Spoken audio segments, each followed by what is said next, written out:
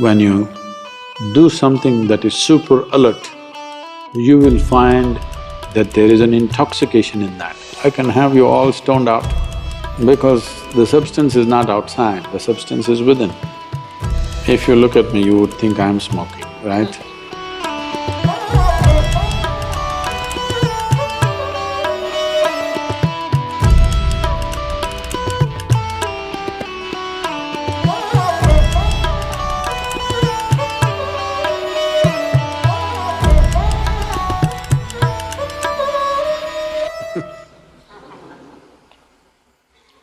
If you look at me, you would think I'm smoking, right?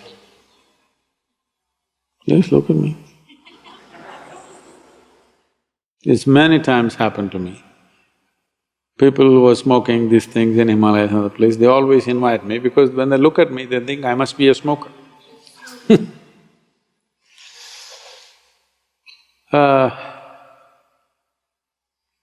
We need to understand this. Whatever chemicals we put into the system, either in the form of this or that, whichever way, essentially it can only ignite something within us. It cannot by itself cause too much to us. Only those kind of things which will put you to sleep totally, like an anesthetic, they work in a different way, they completely knock you down. But all the others which have some sense of experience, they're only stimulating something within you. Now the question is, are you self-start or push-start? If you know how to stimulate yourself, you can sit here in great pleasure. Otherwise, you have to put something from outside. Shiva was not such a cripple that he needed chemicals from outside. He was stoned, no question about that. But by what is another matter. He is not using substance, he is the substance. So, I can make that happen for you. If you can be with me in a certain way, I can have you all stoned out. Because the substance is not outside, the substance is within. So, those who want to emulate Shiva, first they must sit unmoving for 3 months. And then maybe they can smoke also. This happened. Adi Shankara was walking. He's a brisk walker he must have been, because at the age of 32 he left. Before that, from the age of 12 to 32, in those 20 years, he crisscrossed India a few times, north from Kerala right up to Badrinath and back and east, west, everything. The man must have been a really brisk walker. To do so much walking in a short span of life, because in between he produced thousands of pages of literature. He must sit somewhere to write all this. So he was walking briskly, behind him a bunch of his disciples trotting. Then he saw outside a village, those days in India, even just about 25–30 years ago, these drink shops, the country drink, usually is arak or toddy, they were only outside the village, never it was brought into the village. Now it's in the village, next to your house, in front of your child's school, they're selling alcohol, that's different. Those days, always it's outside the town. So there a few people will gather and they're drinking. Shankara looked at them in their inebriated condition. They looked at him, he looked straight and upright. Drunkards always think they're having the best time, unfortunately. They always think they're having the best time of their life and everybody else is missing it. So they made some comments. So without a word, Shankara walked into the shop. There was a pot full of arak He just took it and drank it and kept it there and walked. So the disciples saw their guru drank up a whole pot full of arak. Then he started walking briskly. Behind him they're trotting among themselves discussion. When our guru can drink, why can't we drink? They just needed an excuse. So, they were discussing this and he knows what's happening. So he came to the next village, they're walking through. There was a blacksmith working with some molten iron. He just went, picked up that thing and drank it and walked on.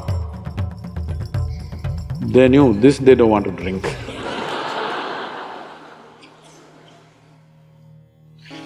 So, even if Shiva smoked, I don't think he did. He was stoned for sure.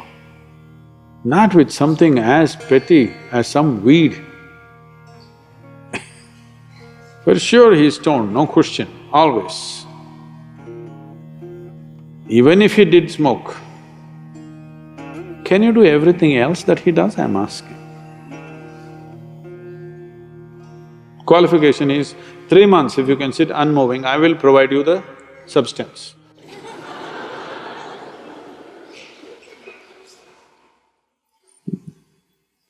So, people thinking by smoking marijuana and feeling little smoked out, all that's happening is you're getting little hazy in your head. If getting hazy is spirituality, then I don't want to be spiritual. For me, the biggest thing is this crystal clear way of living. Getting hazy is not life, that happens in death. Yes, life will be hazy at that time. When you're sick and dying, life will be hazy. When you're alive, clarity is the most important thing, and clarity can be intoxicating.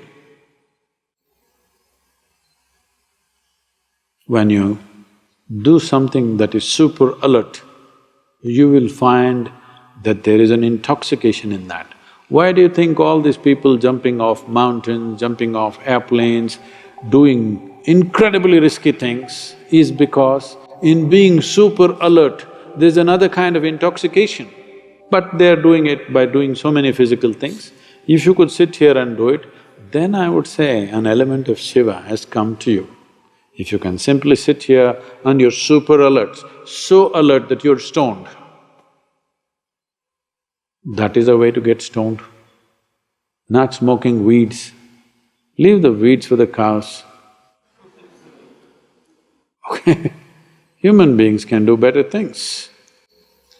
And today the entire world is talking about it because they haven't found any other better way. There is substantial research on this. They're saying 8-point drop in one's IQ will happen. You don't have to go to any research. Those who are generally on this smoke, if you see them, they're acting peaceful, but you don't give them their substance for 2 days, you will see how cranky they become. Yes. Every day you give the dose, they're nice, peaceful. You will be peaceful when you're hazy. But that peace is of no value. And one thing is, don't give them the substance for 3 days, you will see they will explode. They will not be peaceful if you take away the substance. Today, of course, it's become legal in many states in America. Many big corporates are getting into it. It is just that because you don't know how to handle your brain, which is not your making. Previous generations have evolved and come to this place and you don't know how to handle this, you want to smoke it down a little bit so that it feels peaceful. That's not the answer. If you take away the substance for some time, then you will see your peace will fly. There's nothing spiritual about any chemical. If you have not found any better use for your brain, except freaking, marijuana will do good things. At least you don't bother anybody, you smoked out and you simply sit somewhere. If you found better use for your brains, that your brain can do something worthwhile, something creative, something useful, then that's not the way to go.